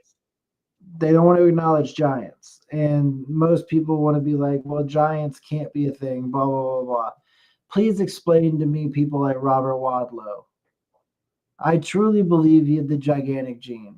Regardless of what people say, oh, he had a bone disorder. Oh, he had this. Yeah, he may have had a classified bone disorder that we classify as a bone disorder because there's no name for it. Sadly, those people die at like really young ages. So it's a disorder. It's a horrible disorder. They have gigantism. But explain that. Why is gigantism a literal problem within our genes if giant people didn't exist at one point? Okay. If they can't prove, if they can't prove giants exist, prove Gilgamesh. Well, Gilgamesh. And we just can't prove Gilgamesh because the only thing we can prove is that possibly back in like 2013 or 2000, it might have been 2016. It's somewhere around 2013 to 2016. Supposedly, some people in the American government, allegedly being Hillary Clinton and some other people, got word of where Gilgamesh was buried. And if that was true, that would explain why certain people were at certain places at certain times. Obviously, it's overreach and it's obviously fake. Like I don't care what anybody says. I think somebody made that up for attention. But I do think Gilgamesh is a real biblical character / a real character throughout history. And was Gilgamesh a giant, Crew? Like, I don't know. Like, was he? Yes. So Gilgamesh was a giant, and he was supposedly also Anunnaki, right? Yes. Yeah.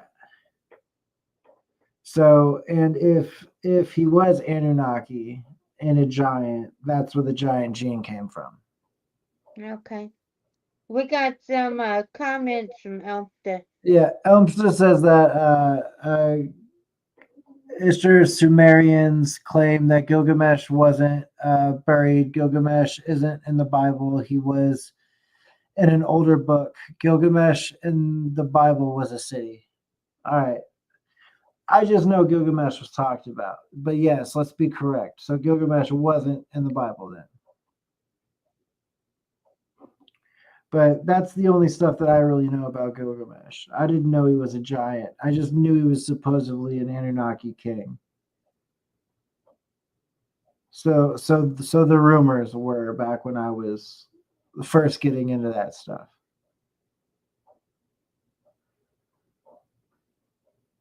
Right. I mean, you heard about all the rumors about back then and who supposedly found him, and that's why they were in the Middle East at the point in the time at where they were, and that's why certain people got word of certain things. And it was a rumor that I believe started on 4chan. It started on 4chan and spread all the way to like mainstream social platforms. Yeah.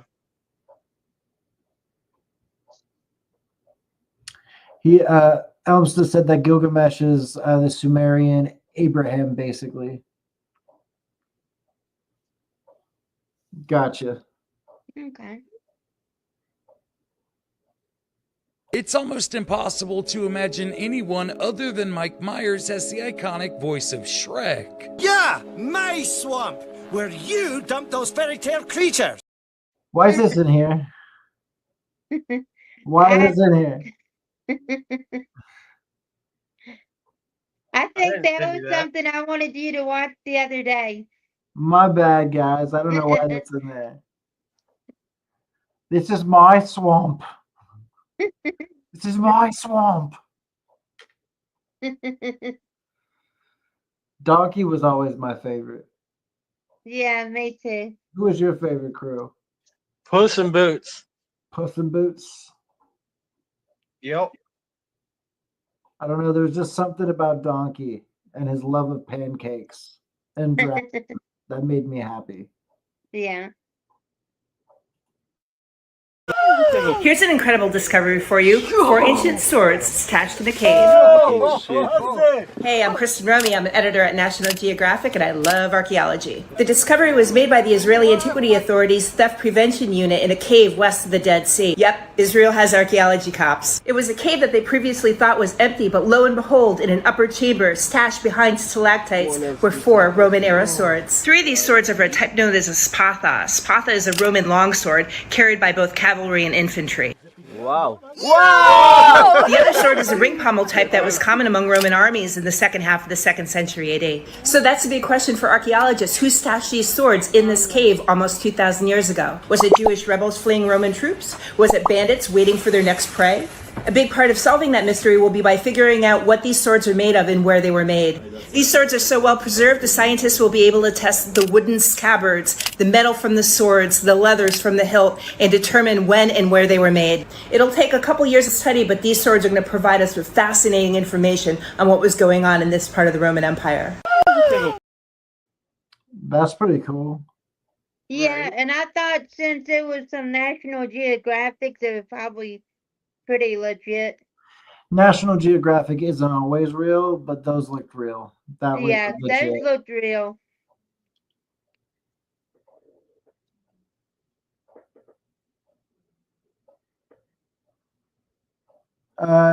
Street said, so instead of Gilgamesh being God, later they made Abraham listening to God to make a more down-to-earth person. Sorry, I'm mainly an ancient historian, so this subject gets to me. I totally understand, man. I'm not as involved, I guess, as you are with that specific subject and that specific area of knowledge. He said, like, based on found science, when do you think humans' ancestors came to be monkeys? I'm not even sure I believe in evolution, man. I'm just going to be honest. That's awesome that you can read hieroglyphs, man. I wish I could read hieroglyphs. I honestly, I don't know if I believe in evolution. I struggle with evolution because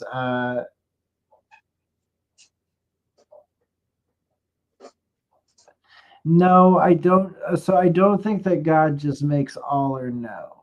So it's hard for me. Like, you would have to define your version of God, because I guarantee you that I don't pray to anybody else's God except maybe a select few, and I still pray my own way. I think the energy surrounding this world is what creates everything. I think that divine force that is our world, that is our energy fields, that is what keeps us alive, that is God. You said, no, I'm saying that people look like where they come from. So there's definitely some evolution. There's no dinosaurs or Neanderthal. I think there probably were dinosaurs, and I think there probably were Neanderthals. I also think there were probably Homo sapiens. I think that people definitely evolve in small form evolution, as in we breed with each other and we take on new forms. 100%. That's definitely evolution in that manner. So eventually, hundreds of thousands of years go on by. Eventually, yeah, people are going to start to look fucking different.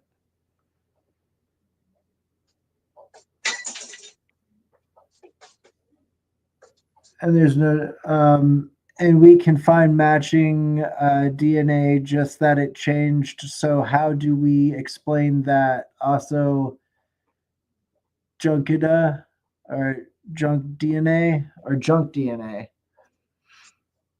Yeah, matching DNA, things like that. I mean, proven science is proven science. I'm not going to argue with proven science. If I'm wrong with something, I'm wrong with it. My personal belief isn't that, because the original belief is that we actually like evolved from fish. We started out as a wet creature and then came onto land and then evolved into a primate like creature with like weird sea like attributes. And then we went in further inland and developed into like actual like primate monkey things. And then eventually we found tools, right? And then eventually we got smarter, and then we evolved into Neanderthals, and then evolved into Homo sapiens or whatever else. And then the Homo sapiens took over, and then whatever group was above them took over them, and so forth.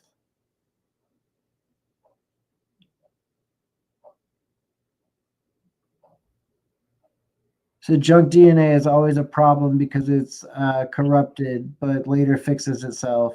So they believed that because of oxygen, they only knew bacteria underwater produced oxygen, but recently they proved that's not true.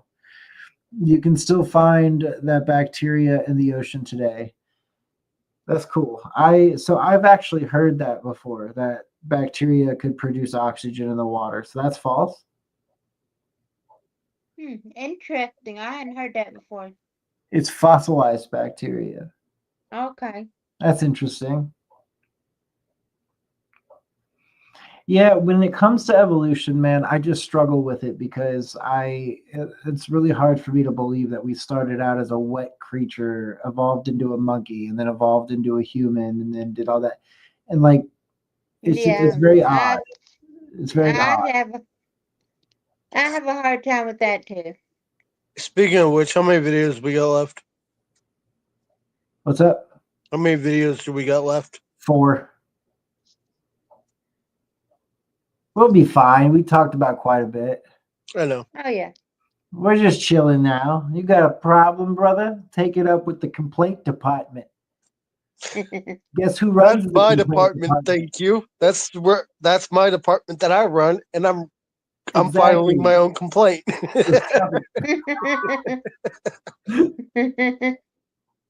It's going to take me about a week to fill out. Oh no, to go through of all my complaints.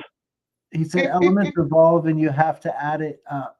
Some elements take a millennia to change. Very true. And our time in this world is so small and minuscule that we really don't know what happens, and we never will. We only know a fragment of what we're allowed to know / remember, because you weren't alive when it all started. We became what we are now because of what we were back then. So as crazy it is, we don't have actual fluid memory of our evolution or escalation in life. Yeah. It's interesting for sure.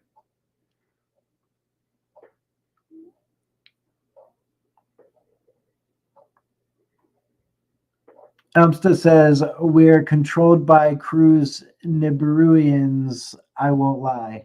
I believe you, man. The Nibiruians that got Crew, man, they're going to come get us, and they're going to switch us out eventually. It's going to be an invasion of the body snatchers, and Crew is just the start. He won't admit it, though. See, that's him going quiet because he knows we're right. That's because you can't prove anything. That's right. See, I got to just say it. We can't prove nothing else. That means he is what he is. All alleged. The Matrix is real to me. Like, think about we had dinosaurs, and now we got skyscrapers or shit scrapers. Because here's the thing. It's funny how I get sick few episodes.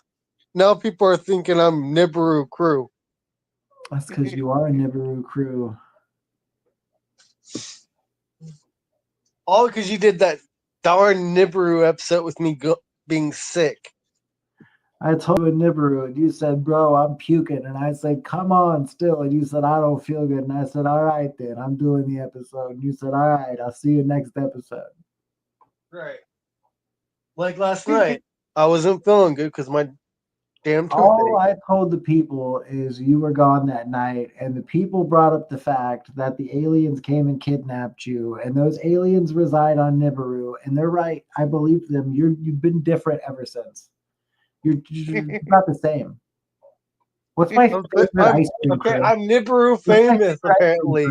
What's my favorite ice cream? The real crew would know this. What's my favorite ice cream? What's your favorite ice cream? Isn't it cookies and cream? No, you're wrong. Oh my God, he's wrong. Wait. You know what it is. If you're the real crew, you know what it is. It's the only ice cream It's Rocky something. Rocky Road? Rocky Road. He's so wrong. It's so bad. Chocolate. No, you're wrong, bro. He forgot. Cookie dough. He's not the real crew. He's not the real crew. Cookie dough ice cream is your favorite. No, bro. Tell me then, dang it.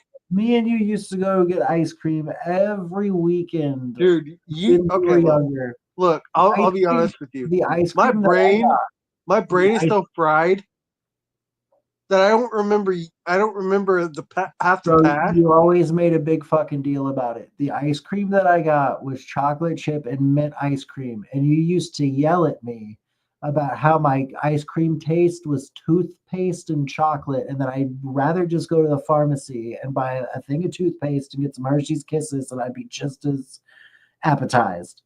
You always made a big freaking deal about it. I literally forgot about that, not gonna lie. I still love mint chocolate ice cream. That's disgusting. Wow. Yeah, Elmstead says Nibiru proof. Crew, why is it fried? Explain. You can't just say that, but what? My brain being fried? Yeah. Let's see. I've hit my head so many times I've forgotten a lot. That cat is going ham on your armpit. No. He's being weird. Dumbass cat, get away from me.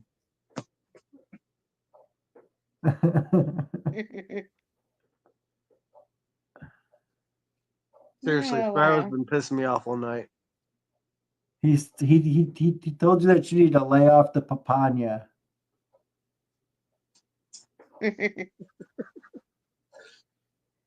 That's fucked up.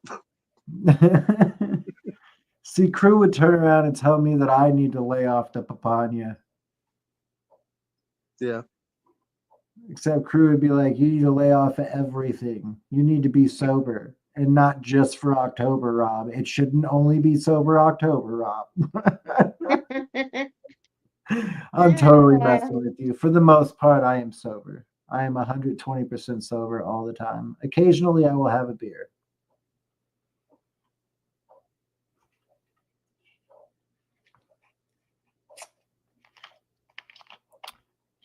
Elmstead says, if you think you're fried, take a week off. Trust, you'll see.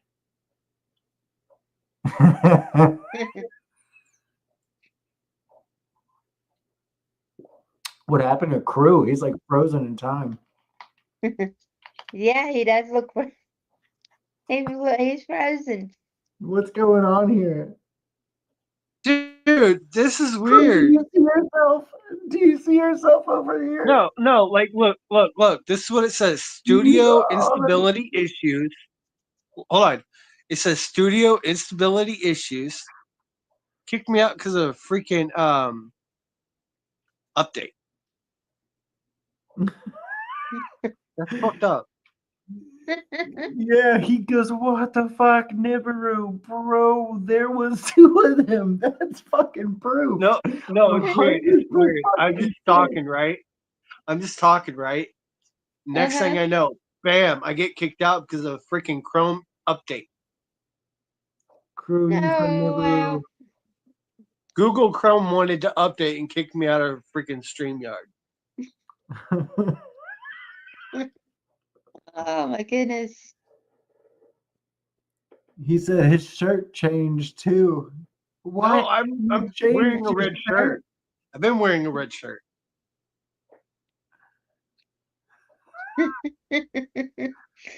Elton says you're full of shit. It was purple. He said, was it not gray? No, I've I'm been in the wearing a gray red shirt shirt. this whole entire time. I'm in the gray shirt with the alien on it. Yeah. Totally forgot to ask what was on your shirt last night. I kept meaning to. Me? Yeah. I don't remember what shirt I was wearing last night. It was a black shirt with the green looking thing on the front. Oh, it was a black shirt with an alien on it. No, okay. Yeah, I wear a lot of alien stuff. I even have an alien tattooed on me. Yeah, I believe that I've seen the aliens, and I also believe that there's a good possibility I was abducted when I was younger. As crazy as that is, that's for another day. That's another story for another day.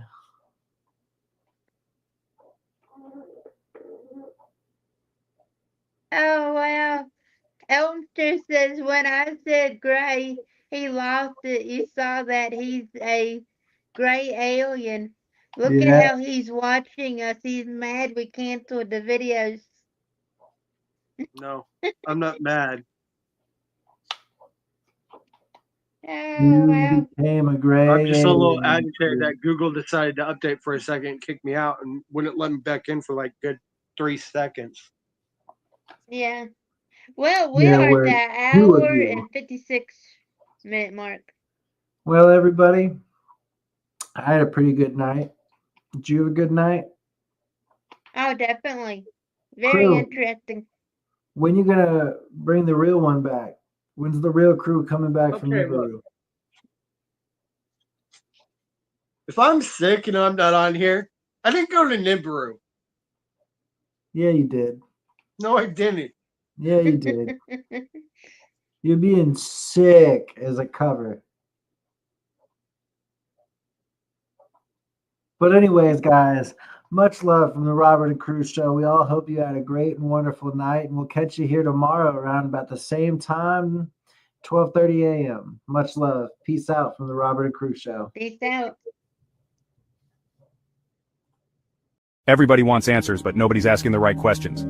This is gonna blow your mind. And maybe make you laugh too. Welcome to the Robert and Crew Show, where we dig up conspiracies, chase UFOs, and turn the weirdest news into wild stories. Join Robert, Crew, and Julie every week for secrets, laughs, and the unexplained. Season 6 is streaming now. Follow us if you dare.